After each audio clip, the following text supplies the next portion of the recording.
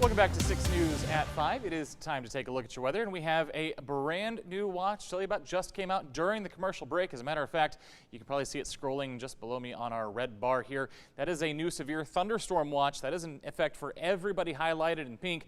If you are, say, west of Comanche County, that's until 7 o'clock. For the rest of us, though, that is until midnight now.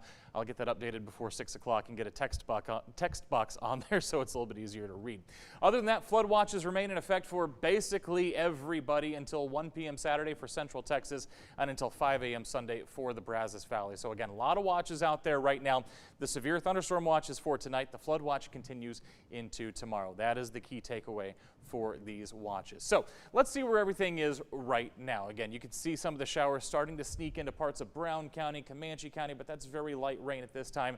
The heavier stuff still just a little bit further out west. You can see some severe thunderstorm warnings right now for Erie County down towards Pecos and Terrell counties, and then back in Brewster and Presidio counties as well. So again, these storms are capable of severe thunderstorms. So again, we're going to keep an eye on that through the rest of tonight. And all of this is still in conjunction with that upper level low pressure system kind of parked right now over parts of New Mexico and the Panhandle. That will continue pushing off to the east very slowly over the next couple of days, and that is why we have those thunderstorm chances in the forecast through Saturday, because this is going to be a pretty slow moving system. So we're going to have a chance for a couple of waves here. So let's time it all out.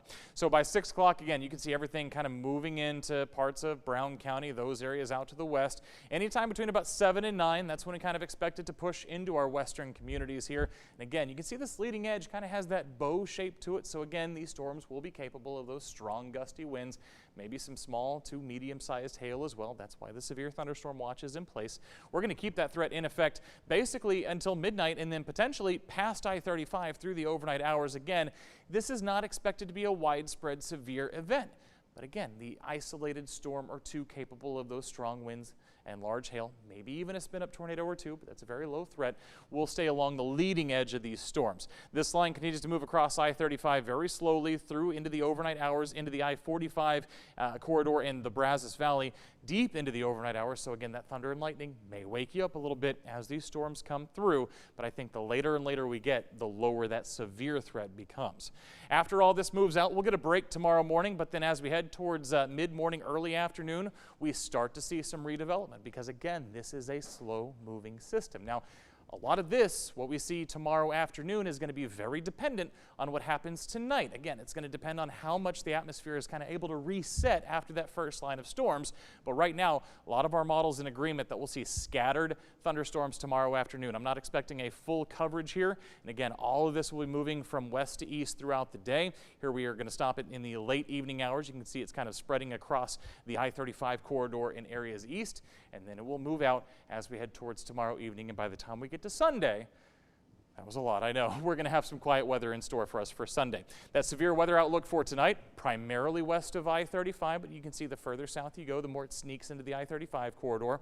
For tomorrow afternoon, tomorrow evening, again, once we see that redevelopment, wherever those storms redevelop, that's where we're going to have that severe weather threat again. Gusty winds, hail, and a very, very low tornado threat as well for tomorrow afternoon. Let's talk about the rainfall, because again, that's been the big story with all this. This is a multi-inch rain event that we're expecting here, anywhere between 1 to 3 inches locally, and then generally, and then locally we could see anything up to about 4 inches for some spots. So that will lead to a small flooding threat as well. Once we get through all that, again, by the time we get to Sunday, we have very nice weather in store for us on Sunday, a little bit warmer on Monday, and then we have another cold front that's going to come through. And as it does so, it will knock our temperatures back down to what we expect for fall weather as we head through the back half of the week. But of course, before any of that, we have to get through tonight and tomorrow first. And remember, if we have severe weather come through, we'll have a live stream on our 6 Plus app that you can follow along. You've got to download it for free on your smart TV.